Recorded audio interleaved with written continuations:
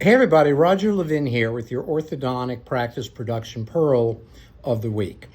Today's subject is complacency.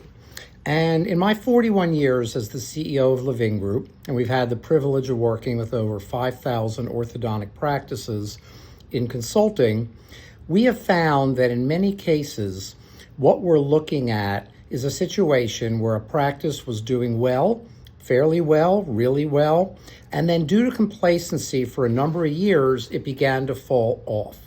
Now, this isn't a terrible thing because in a recent article I wrote, I mentioned there are a lot of really good orthodontic practices that are complacent. And the reason you're complacent is because you're doing fairly well. But we often think about today and not the potential of what your practice could be.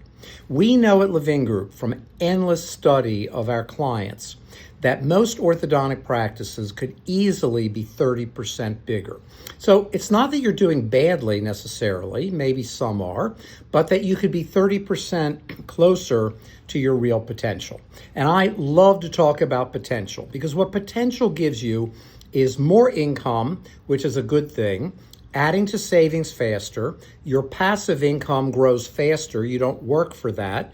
That's great. You're in position to have a great lifestyle. But the other thing in reaching your potential is you have a more easy to run, enjoyable practice. Now, a lot of ortho practices do well financially. They seem easy to run and they're enjoyable. And there's nothing wrong with being in that position. But if you're not accessing your potential, there's one more danger that I will talk about. You're not protecting your future. And in the last 5 to 8 years, more than ever before, and I think it's going to grow, we are seeing orthodontic practices that had done well and are not doing nearly as well today. We're even getting calls from some orthodontists as they hit their late 40s and mid 50s that are really beginning to struggle. And that timeline they had established for retirement is getting extended.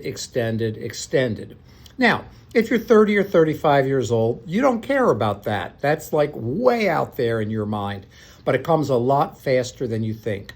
And the one thing I can tell you, we just had a whole strategic meeting with our orthodontic advisory group on this, is that orthodontics is changing. Let me say it again.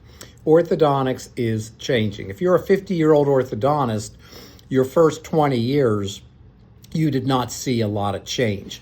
Maybe in one area, in one practice, but things were very stable. So what we called change back then was a slow tortoise-like change. Now, it's not that it's rapid fire, but it definitely is a steeper curve. Change is happening. And whenever you're working toward accessing your potential, not being complacent, you are working toward creating a great future. And I want every one of you to have a great future. You put a lot of time into your education. Most of you had student loans. You deserve payback. And the return on investment comes by focusing on your potential, not complacent for where you are today. As always, I wish you increased referrals and production every year, and I'll see you next week.